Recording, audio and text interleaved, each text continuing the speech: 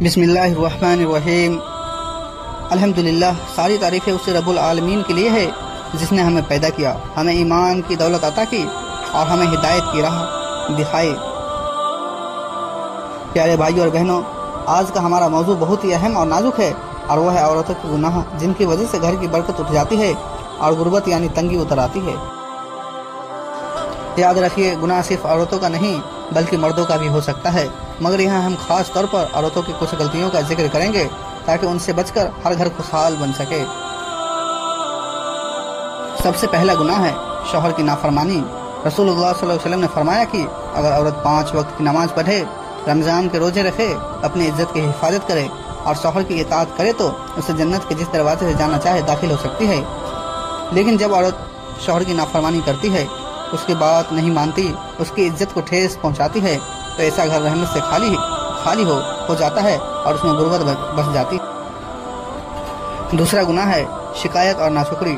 نبی صلی اللہ علیہ وسلم نے فرمایا کہ میں نے جہنم کے عورتوں کو زیادہ دیکھا اور اس کی وجہ یہ تھی کہ وہ اپنے شوہر کے احساس کو جھٹلاتی ہے۔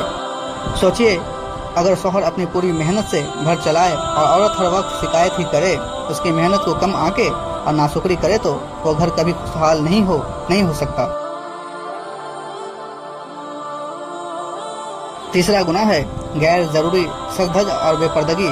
آج کل عورتیں اکثر بے وجہ دکھاوا کرتی ہے، سج دھج کر گھر سے نکلتی ہے اور سوشل میڈیا پر نمائش کرتی ہے۔ رسول اللہ صلی اللہ علیہ وسلم نے فرمایا کہ 2 قسم کے لوگ جہنمی ہیں، ان میں سے ایک وہ عورت ہے جو کپڑے پہن کر بھی ننگی ہوتی ہے۔ یہ گناہ گھر کی برکت کو اٹھا دیتا ہے اور اللہ کی رحمت کو دور کر دیتا ہے۔ چوتھا گناہ ہے گھر میں فضول خرچی کرنا۔ قرآن میں اللہ تعالیٰ فرماتا ہے کہ فضول خرچی لوگ شیطان کے بھائی ہیں۔ جب عورت گھر کے پیسے کو غیر ضروری کاموں میں اڑاتی ہے، ضرورت سے زیادہ خریداری کرتی ہے اور ہمیشہ شوہر سے تقاضے کرتی ہے تو گھر کی دولت بھی برباد ہو جاتی ہے اور اللہ کی برکت بھی اٹھ جاتی ہے۔ 5واں گناہ ہے غیبت اور چغلی کرنا۔ رسول اللہ صلی اللہ علیہ وسلم نے فرمایا کہ غیبت کرنا اپنے مردے بھائی کا گوشت کھانے کے برابر ہے۔ جب عورت گھر میں بیٹھ کر غیبت اور چغلی کرتی ہے، دوسروں کی برائی کرتی ہے، تو اس گھر پر رحمت نہیں اترتی بلکہ نفرت اور تنگی حاوی ہو جاتی ہے۔ پیارے بھائیوں اور بہنوں، یاد رکھیں کہ گھر کی خوشحالی صرف روزگار اور دولت سے نہیں آتی بلکہ تقوی، توبہ، نیک اعمال سے آتی ہے۔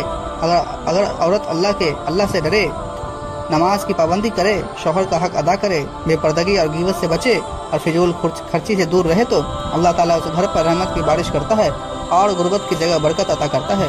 تو ناظرین، ملتے ہیں کل اگلی ویڈیو کے ساتھ، تب تک السلام علیکم ورحمۃ اللہ وبرکاتہ۔ خدا حافظ۔